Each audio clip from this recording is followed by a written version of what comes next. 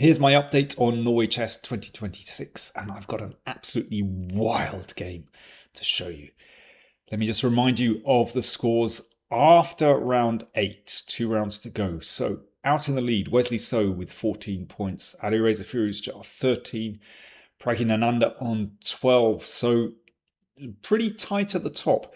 Magnus Carlsen way down the field on 9 points. He really needed a classical win to get 3 points to put himself into any kind of contention going into the final round. But okay, still 2 rounds to go. The game I want to show you from round 9 is Dharmaraju Gukesh against Ramesh Babu Praggnanandhaa. So the two Indian players, they have a great rivalry. You might remember in their first game, in the first half of Norway Chess, well, Gukesh won a brilliant game against Prag. You know, they always go for each other.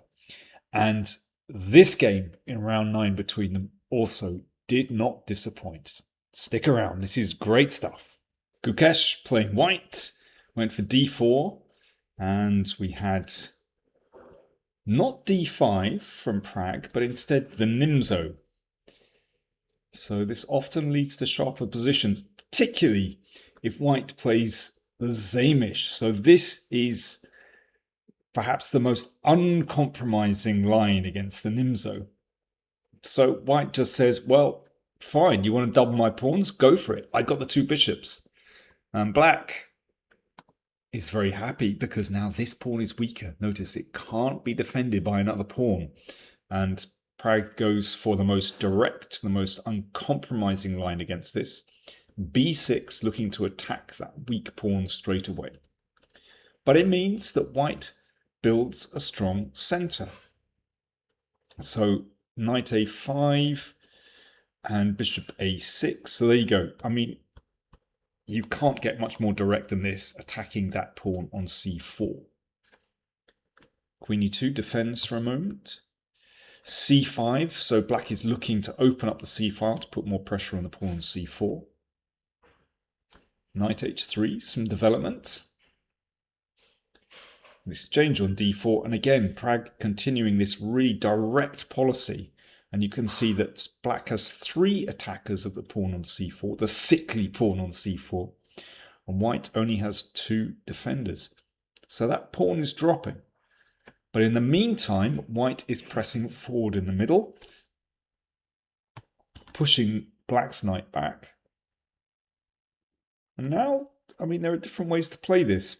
I mean, it's been seen a few times. Bishop g5 is, according to the computer, the best way to play this. I mean, it's just very unclear.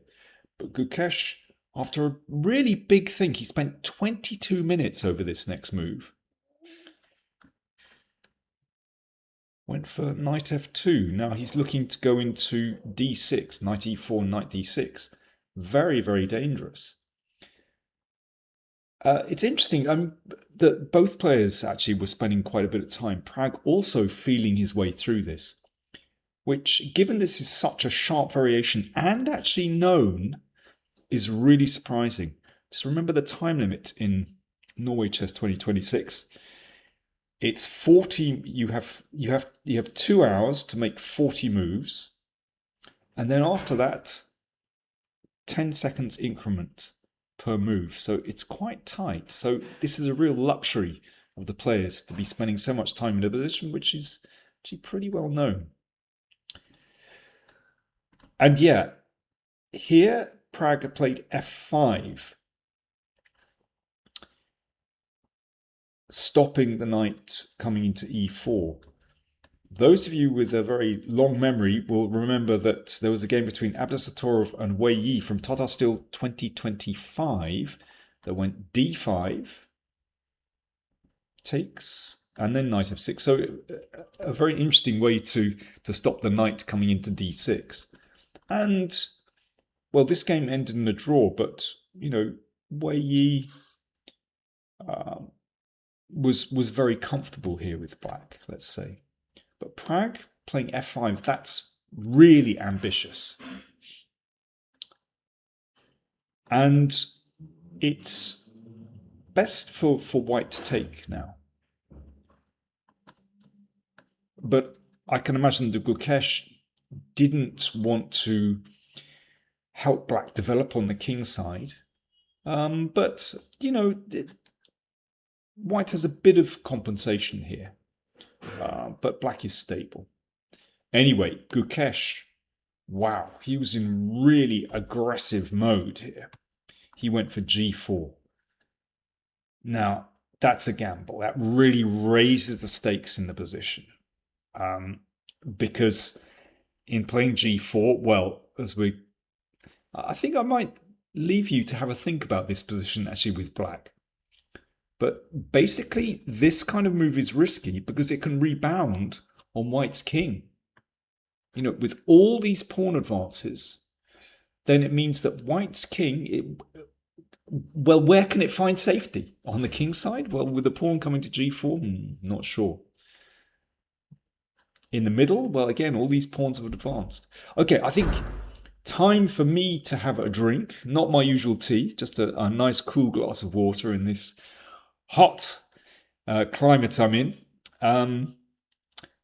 So, black to play. What would you do next? You have a think and I'll have a drink. Cheers. Do you want to improve your chess? Get access to live masterclasses with yours truly?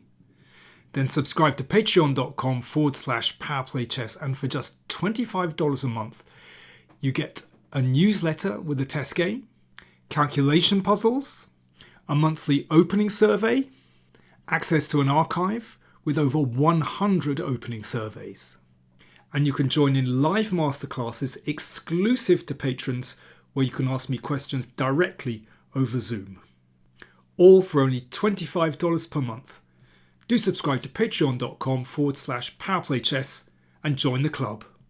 Black has quite a choice of captures here. I think if you take on g4, then that opens things up nicely for white. I mean, could be that knight will just hop in here.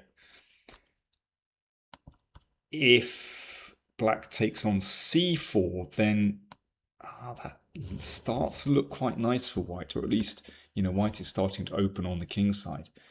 So Prag, after thinking for 21.5 minutes, played the most ambitious move, knight b3. Now, you've just got to calculate so well before making this move just to prove that you can get away with it. I think a crucial variation is this, that if rook b1, then black has knight takes d4. And if queen e3, hitting the knight, then rook takes c4 is really strong. Of course, that rook can't be taken because there's a beautiful knight fork. And it's a real mess of pieces, but basically this should be better for black. So Gukesh, after thinking for 11 minutes, played bishop b2, gave the rook in the corner. Now here's an interesting moment.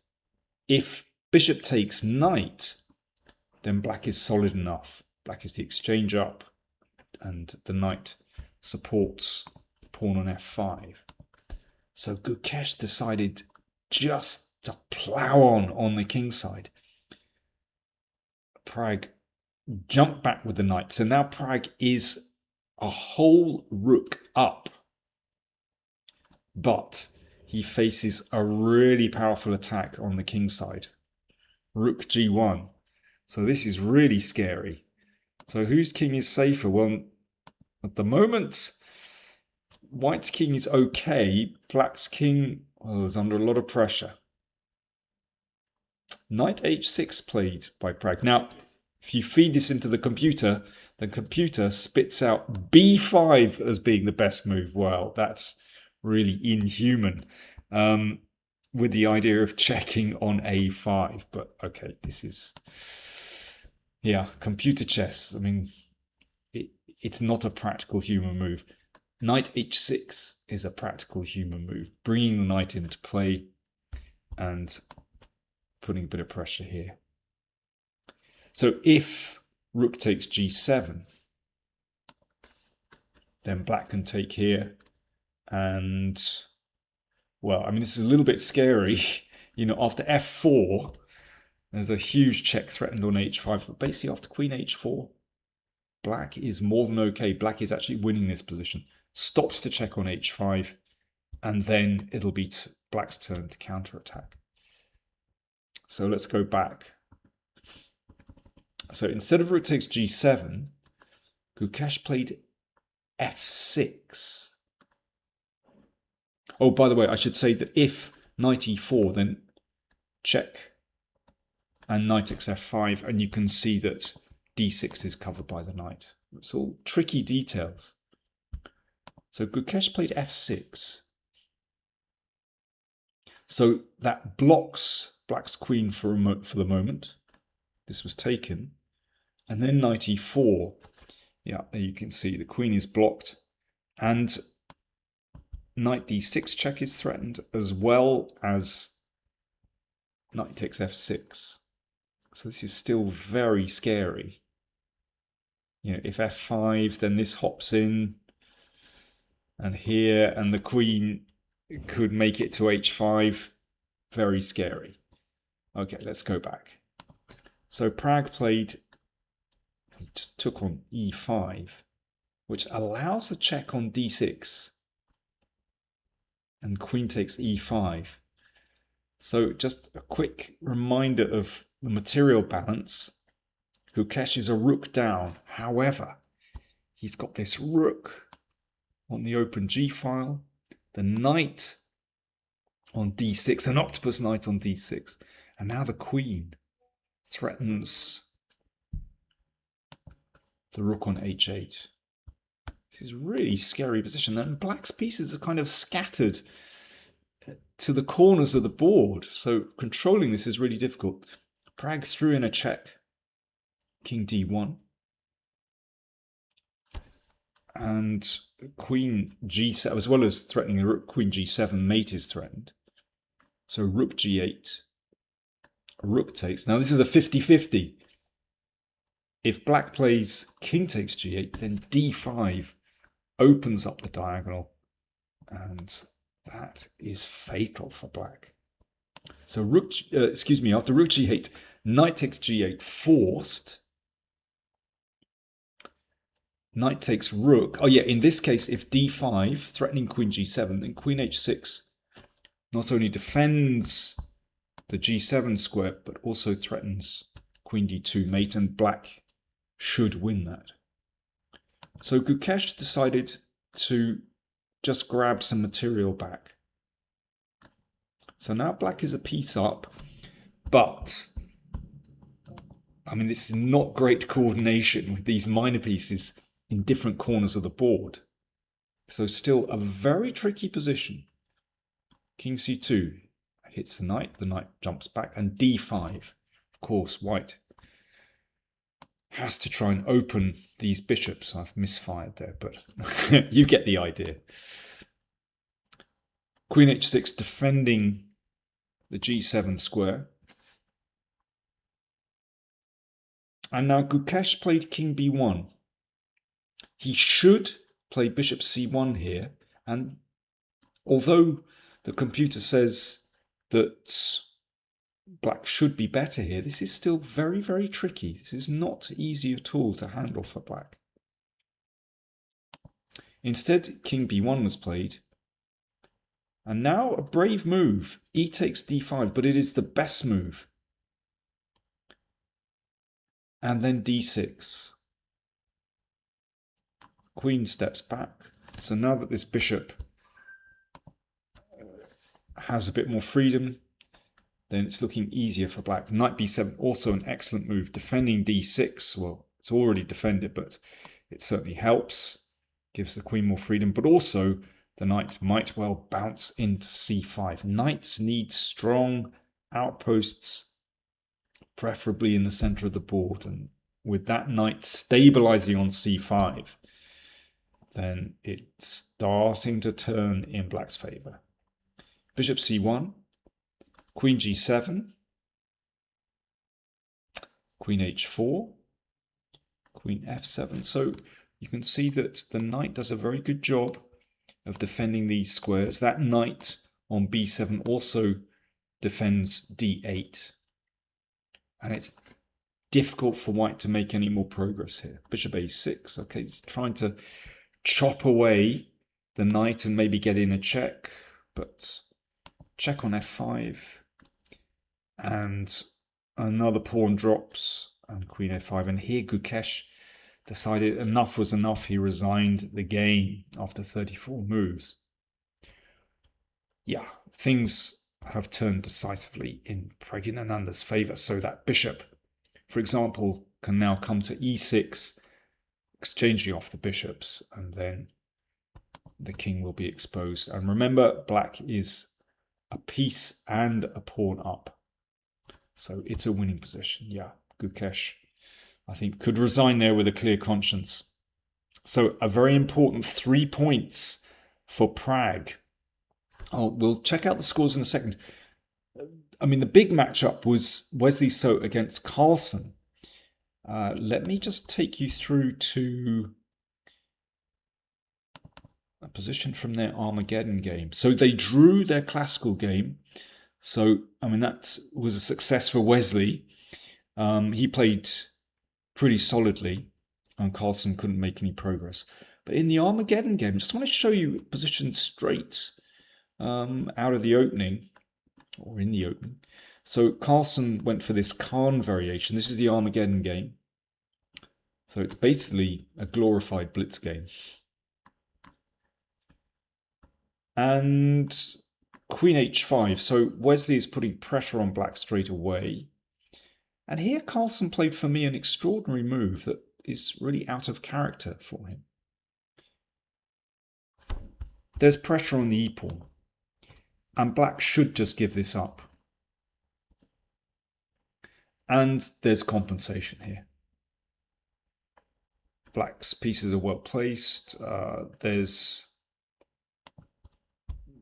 you know, these pawns are pushing down. It's an interesting position. But instead, Carlsen went for bishop takes knight, giving up this beautiful light squared bishop. And I just think positionally, black is really struggling now. And Wesley won a very, very nice game, actually. But, I mean, I don't want to go into detail in it, but that decision, I just thought was very uncharacteristic of Magnus. Maybe he's just looking for clarity. He thinks, well, I can sort of hold a draw, and that's good enough for black in the Armageddon, but don't know.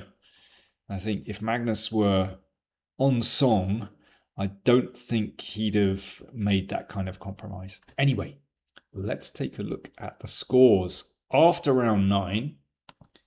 So Wesley So winning that Armageddon game against Magnus Carlsen got 1.5 points, so he's now on 15.5. Prag winning that classical game, he's now on 15.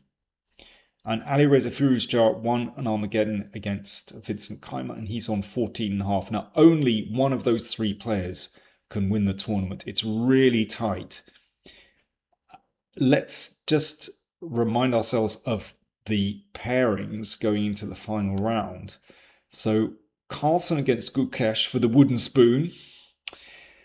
We have Prag playing Keymer and Firouzja playing So. I mean, that's huge. I mean, both those 2 games absolutely huge. So all to play for with 1 round to go. I'll be reporting back soon, but we're reaching a dramatic climax in Norway Chess 2026.